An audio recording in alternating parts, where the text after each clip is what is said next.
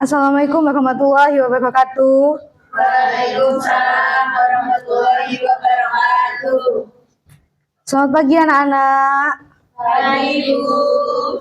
Bagaimana kabar kalian? Baik. Oke.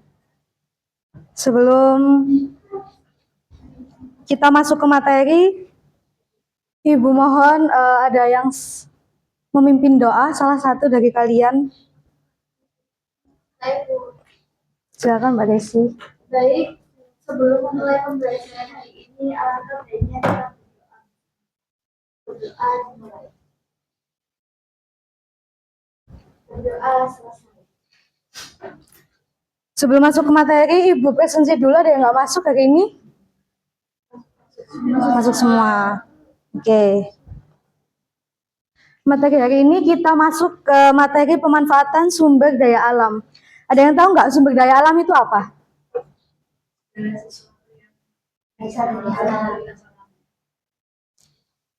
Sumber daya alam itu segala sesuatu yang berasal dari alam berupa baik berada di laut maupun udara yang dapat dimanfaatkan oleh manusia untuk kehidupan sehari-hari. Oh ya, sebelumnya saya jelaskan tujuan pembelajaran dulu. Di sini Ibu guru harap siswa mampu memahami apa itu sumber daya alam.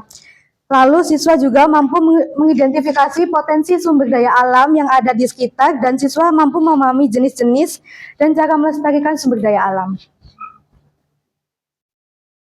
Nah, di sini ada jenis-jenis sumber daya alam berdasarkan sifatnya. Ada dua, yaitu yang dapat diperbarui dan tidak dapat diperbarui. Tahu nggak apa contohnya sumber daya alam yang tidak dapat diperbarui?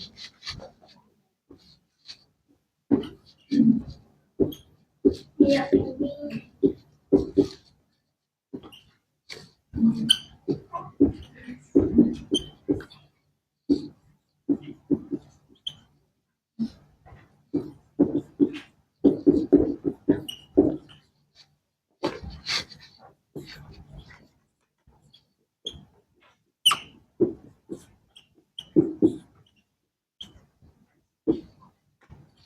Sumber daya alam yang dapat diperbarui apa? Air, tanah, tumbuhan, dan hewan. Lalu yang tidak dapat diperbarui?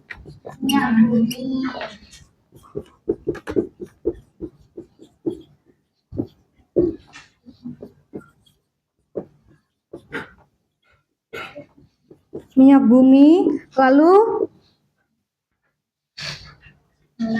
emas dan timah.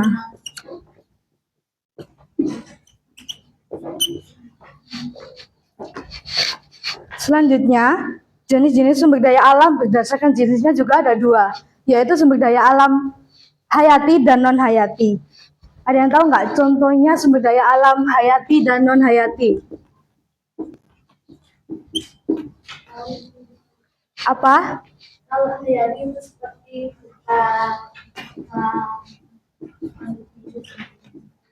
Hutan, ikan, dan makhluk hidup lainnya.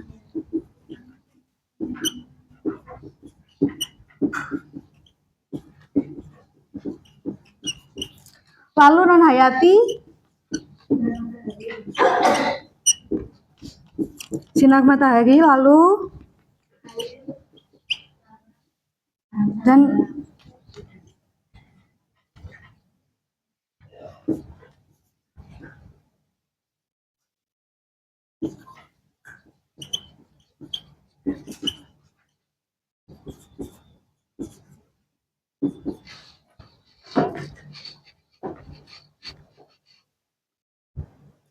selanjutnya ada pemanfaatan sumber daya alam di berbagai sektor.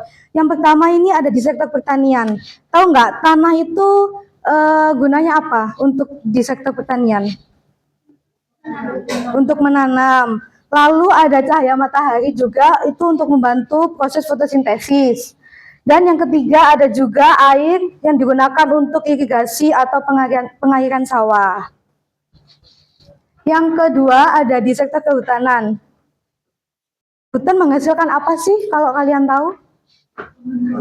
Pohon, kayu, getah, kapas, betul. Kalau kalian tahu kayu untuk apa? Untuk kalian kehidupan sehari-hari kalian? Meja, kursi, lalu lemari, bisa juga menjadi kertas. Lalu ada juga menghasilkan getah. Getah ini biasanya buat kayak karet, lalu ban mobil dan ban motor dan sebagainya. Selanjutnya ada di sektor perikanan dan kelautan. Di sini ikan hasil laut itu dimanfaatkan untuk dikonsumsi dan industri panganan. Dan yang kedua ada hasil rumput laut itu biasanya digunakan untuk kosmetik dan obat-obatan. Dan yang ketiga yaitu terumbu karang. Di sini gunanya untuk menjadi habitat ikan daya tarik wisata. Dan yang keempat yaitu sektor peternakan. Hewan ternak di sini seperti sapi, ayam, kambing itu biasanya menghasilkan daging, susu, dan telur. Nah, di sini sebagai sumber protein kehidupan kita sehari-hari yang dibutuhkan untuk tubuh kita, yang harus dipenuhi untuk tubuh kita. Dan yang kedua, di sektor peternakan ini menghasilkan kotoran. Kotoran ini biasanya dimanfaatkan untuk pupuk organik dan biogas untuk tanaman agar tanamannya itu lebih subur. Selanjutnya ada dampak positif pemanfaatan sumber daya alam. Yang pertama, peningkatan kesejahteraan ekonomi. Sumber daya alam seperti tambang, minyak bumi, dan hasil pertanian dapat meningkatkan pendapatan negara dan menciptakan lapangan kerja. Dan yang kedua, pemenuhan kebutuhan hidup. Sumber daya alam ini seperti air, tanah, dan hutan digunakan untuk memenuhi kebutuhan sehari-hari. Dan yang ketiga, kemajuan teknologi dan infrastruktur. Sumber daya alam ini mendorong pembangunan infrastruktur dan perkembangan teknologi seperti energi listrik dan batu bara, gas, atau tenaga air. Lalu dampak negatif dari pemanfaatan sumber daya alam. Yang pertama ada kerusakan lingkungan. Nah, ini bisa memicu pengundulan hutan, pencemaran air dan udara. Dan yang kedua, ada kepunahan flora dan fauna. Kerusakan habitat ini menyebabkan hilangnya keanekaragaman hayati seperti flora dan fauna. Dan yang ketiga, ada kelangkaan sumber daya alam. Sumber daya alam yang tidak bisa diperbarui seperti minyak bumi bisa habis jika kita mengelolanya jika kita tidak dikelola secara berkelanjutan. Di sini ada beberapa upaya untuk melestarikan sumber daya alam. Yang pertama, ada yang tahu apa? Reboisasi. Ada yang tahu nggak reboisasi itu apa?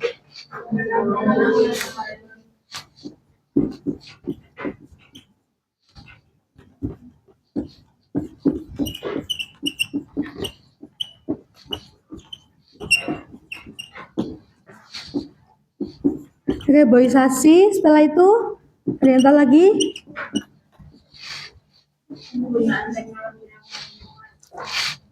Penggunaan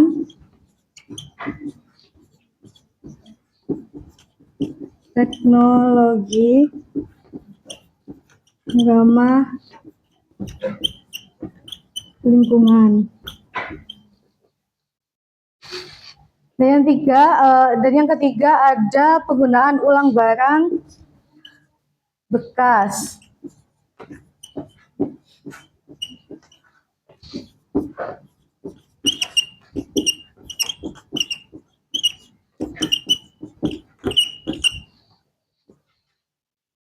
Yang keempat, selanjutnya ada apa? Pengembangan energi terbarukan.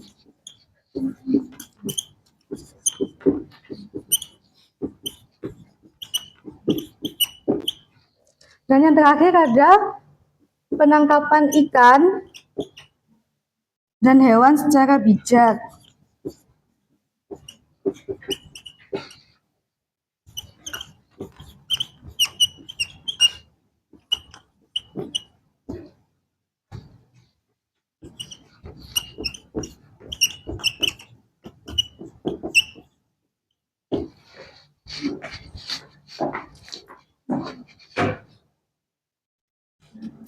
Baik anak-anak, selanjutnya Ibu akan menampilkan video dari materi tersebut agar kalian bisa lebih memahami materi tersebut. Maaf.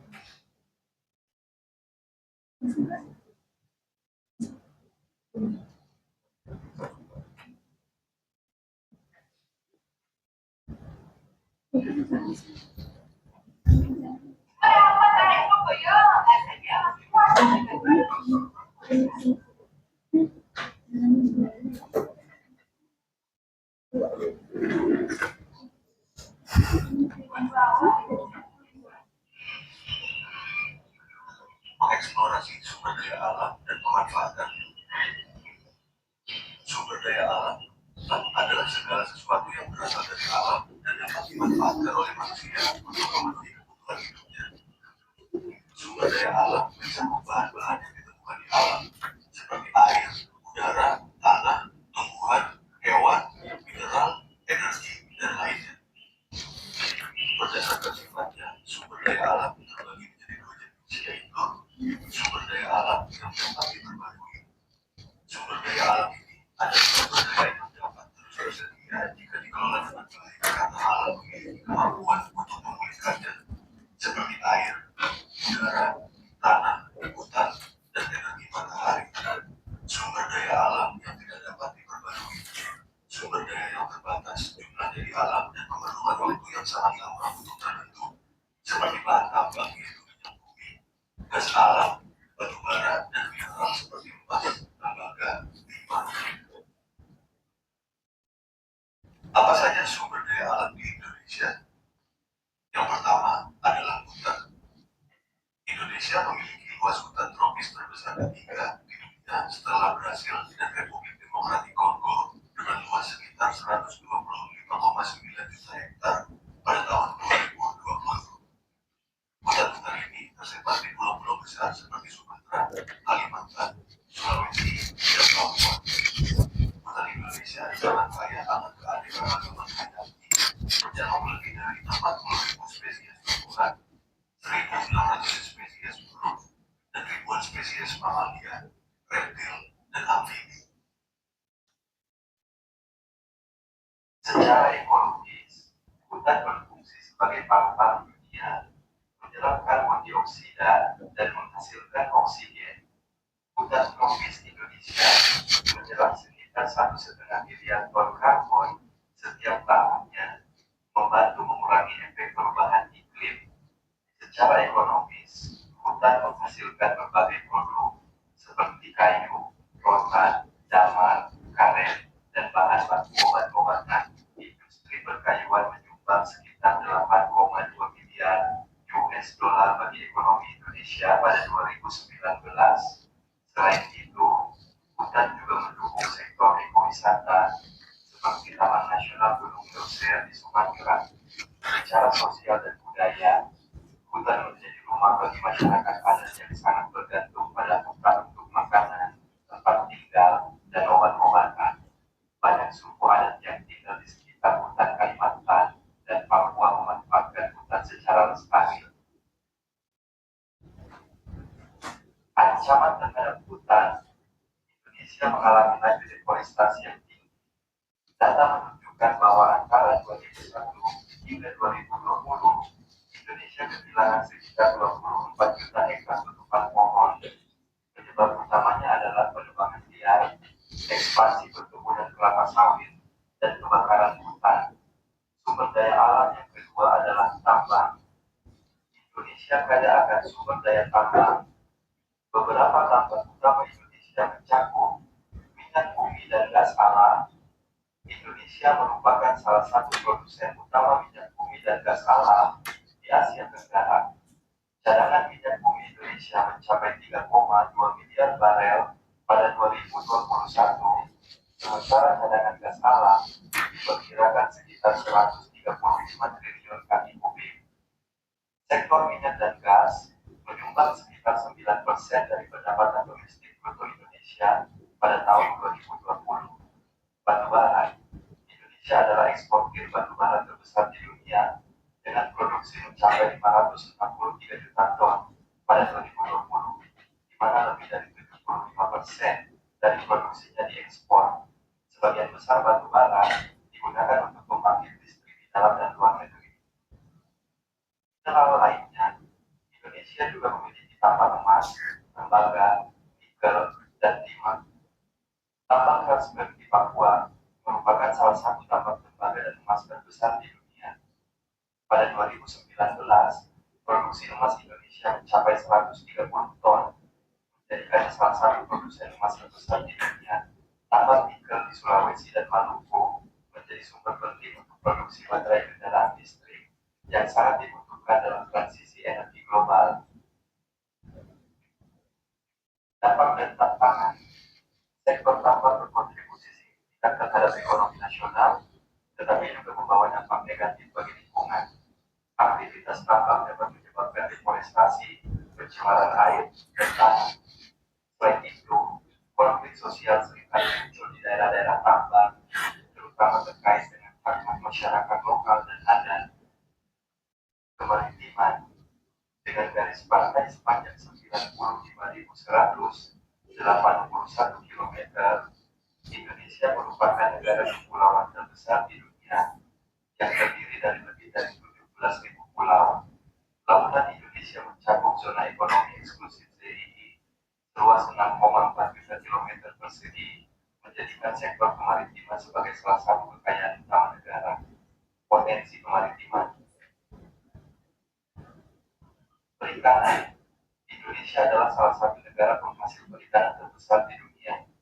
Pada tahun 2020, produksi ikan tangkap mencapai 6,65 juta ton, sementara produksi perikanan budidaya mencapai 13,2 juta ton. Komoditas utama termasuk ikan tuna, kerapu, udang, dan rumput laut. Sektor ini menyumbang sekitar 2,6% dari PDB Indonesia. Energi laut. Indonesia juga memiliki potensi besar dalam pengembangan energi terbarukan dari laut, seperti energi gelombang dan angin lepas pantai. Wilayah maritim Indonesia juga mengandung cadangan minyak dan gas di laut lepas. Pariwisata bahari. Wisata bahari seperti di Raja Ampat, Bali, dan Labuan Bajo menarik jutaan wisatawan domestik dan mancanegara setiap tahunnya. Sektor ini juga menyumbang signifikan terhadap pendapatan negara. Tantangan kemaritiman. Overfishing, yaitu penangkapan ikan yang berlebihan, menjadi masalah serius di beberapa wilayah perairan Indonesia. Ini mengancam keberlanjutan sumber daya laut dan kesejahteraan komunitas nelayan. Keamanan laut. Wilayah perairan Indonesia seringkali dihadapkan pada masalah keamanan seperti illegal fishing, penyelundupan, dan pencurian sumber daya alam. Baik, setelah kita menyimak video, Ibu kasih tugas sedikit ya.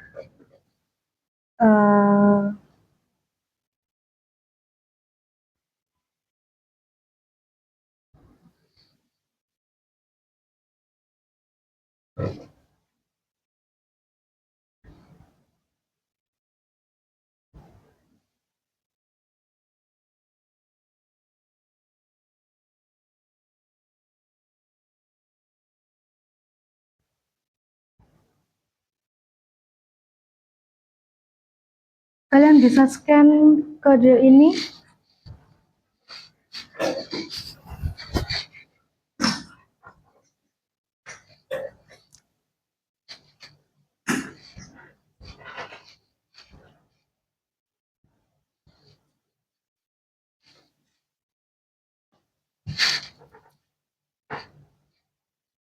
Bisakah?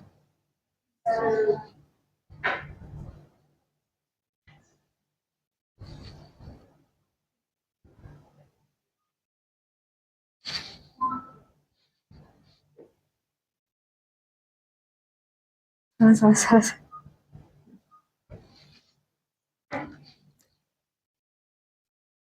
Kebejar.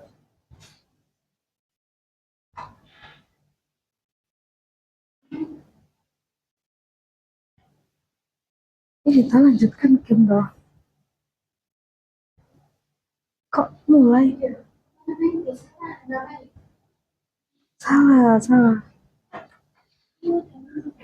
Ada. Sik.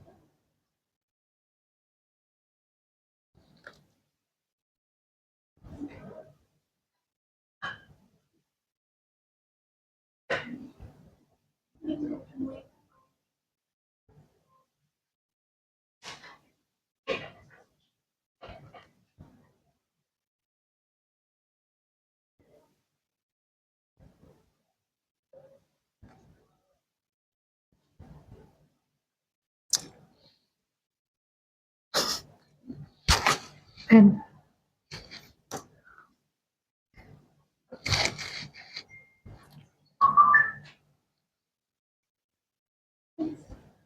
Salah mencet nggak sih?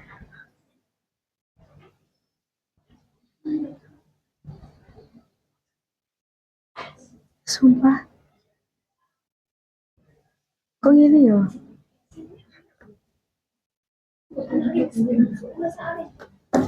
Aja.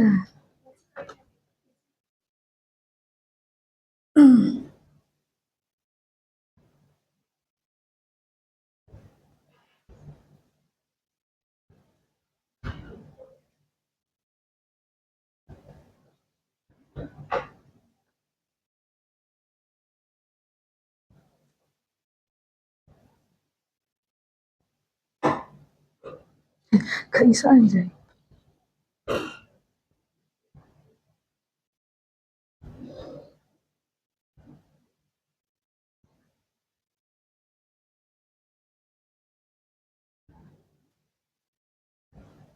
Gitu.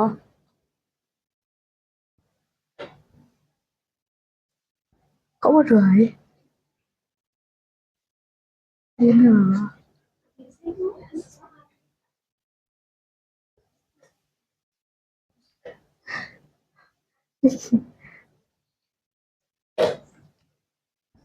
Di pause. Di pause.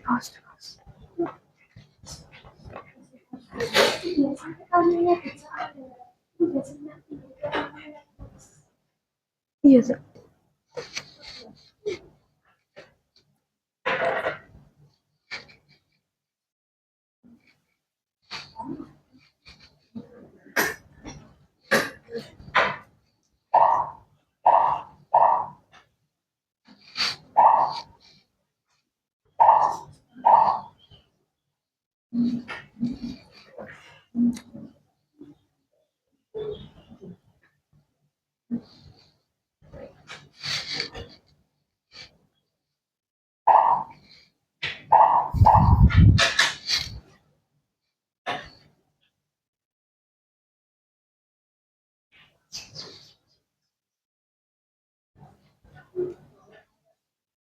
Sudahkah semua? Oke.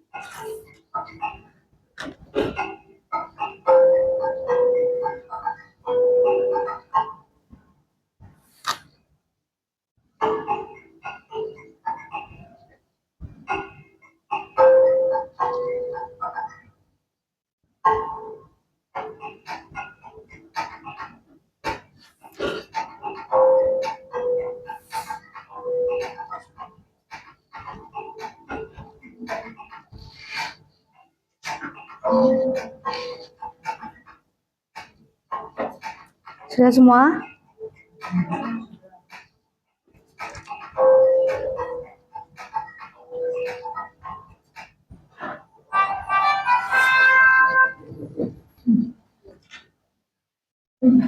Nama-nama yang di atas bisa maju ke depan. Setuju.